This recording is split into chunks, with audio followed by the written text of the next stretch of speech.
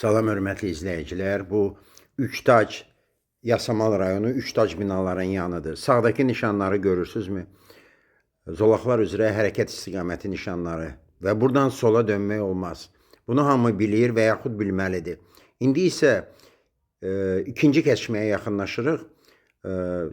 Çoxları məndən soruşur ki, Aqil müəllim, heç bir nişan yoxdursa, məcburi hərəkət istiqaməti nişanı sola dönən yoxdursa, yerdə xəttənmə yoxdursa, yəni zolaqda heç bir şey yoxdursa, biz sola dönə bilərikmi və yaxud geriyə dönə bilərikmi? Bəli, biz sola qarşıdan gələnləri buraxaraq yaşıl işığa dönə bilərik. Deməli, yol hərəkəti təşkil olunub qadağalar əsasında. Əgər qadağa yoxdursa, bax bu yol ayrıcında da qadağa yoxdur. Biz qarşıdan gələnləri bax buraxırıq və sağa dönən avtomobildə buraxırıq, pedalları da buraxırıq və rahat sola da dönə bilərik, geriyə də dönə bilərik.